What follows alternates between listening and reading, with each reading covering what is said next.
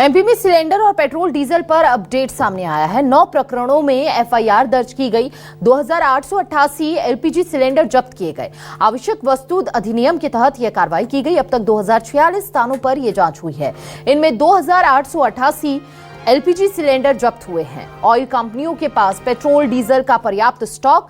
MP में petrol और diesel की सामान्य बिक्री, कुछ जिलों में बिक्री 2 से 2.5 गुना बढ़ी है, तो कुछ पेट्रोल पंपों पर लंबी लंबी लाइनें लग गई है। अस्थायी रूप से स्टॉक खत्म होने जैसी स्थिति बनी हुई है।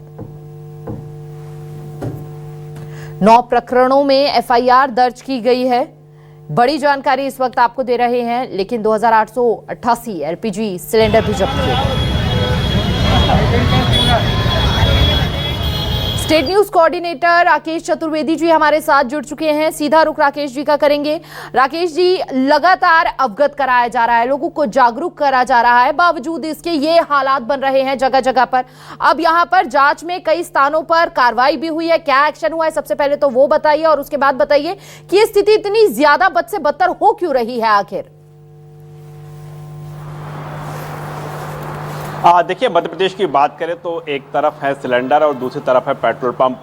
हम कार्रवाई की बात करें तो सिलेंडर के मामले में 2000 से अधिक स्थानों पर जांच की गई शिकायतों के आधार पर, और 2800 से अधिक सिलेंडर जब्त किए गए हैं। ये खाद्य विभाग की रिपोर्ट है। इसके साथ ही 9 मामले ऐसे हैं जहां पर कि क्षमता से अधिक सिलेंडर रखे पाए गए, यानी जमा किए गए थे, कहीं पर जो महंगा सिलेंडर बेचने का प्रयास किया गया। तो ऐसे 9 प्रकरण में एफआईआर दर्ज की गई, यानी कार्रवाई की गई है। अब हम देखें कि पेट्रोल पंप पर जो लंबी लंबी कतारें नजर आई थी और कई इस बीच जो पेट्रोल पंप है वो ड्राई भी घोषित हो गए थे।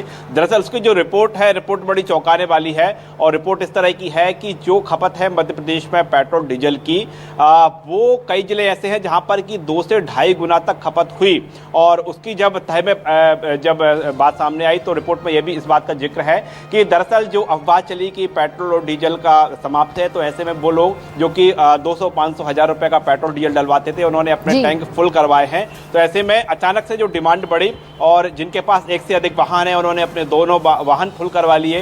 तो ऐसे में जो हर दिन का जो डिमांड और सप्लाई है वो चेन डिस्टर्ब हुई, और कई जिले के जो रिपोर्ट बता रहे हैं कि 2 से 2.5 गुना तक अधिक वहां पर पेट्रोल और डीजल की डिमांड रही। राकेश जी, अब इन हालातों को सुधारने के लिए क्या कुछ कदम उठाए जा रहे हैं, ये भी जरा आप बताइए, और कब तक ये हालात सामान्य हो जाएंगे यहाँ पर।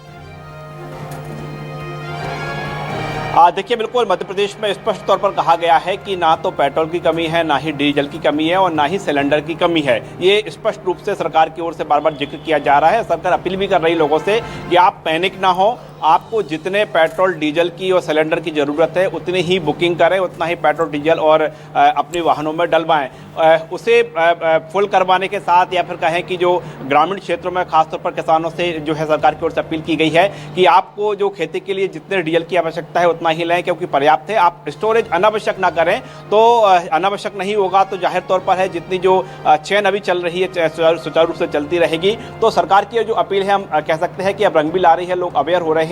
लेकिन जिस तरह का माहौल बना हुआ था कि अब पेट्रोल कुछ समय के लिए है, कई पेट्रोल पंप जो अधिक जब डिमांड आई तो उनके पेट्रोल पंप ड्राइव भी हुए हैं, इस तरह की तस्वीर भी राजधानी भोपाल के साथ प्रदेश के कई इलाकों से आई थी। तो हम कह सकते हैं कि जो सरकार की बार बार अपील कर रही है और ये लोगों को भरोसा दिलाया जा रहा है कि आपको जितने पेट्रोल की आवश्यकता है मिलेगा आपको, लेकिन आप उसे स्टोर करके ना रखें, आप उसे अनावश्यक ना लें। इसके साथ ही सिलेंडर को लेकर जो गाइडलाइन तय की गई है कि एक सिलेंडर बुक करने के बाद अगला सिलेंडर जो है 25 दिन बाद मिलेगा। तो उस गाइडलाइन का हम देख पा रहे हैं कि जब फॉलो वो गाइडलाइन हो रही है, ऐसे में जो कतारें थी सिलेंडर वाली, जो लंबी लंबी लाइन थी, वहां पर तो निजात मिल चुकी है। लेकिन अब जो पेट्रोल पंप है अभी भी उसमें कतारें कई स्थानों पर नजर आ रही है। तो सरकार जागरूक कर रही है, अपील कर रही है कि पेट्रोल और डीजल की मध्य प्रदेश में किसी तरह की कमी नहीं है। जितना पेट्रोल और डीजल चाहिए उतना मिलेगा, बशर्ते आप उतना ही पेट्रोल और डीजल लें जितना कि आपके उपयोग के लिए है। बहुत बहुत शुक्रिया आपका राकेश, तमाम जानकारी साझा करने के लिए।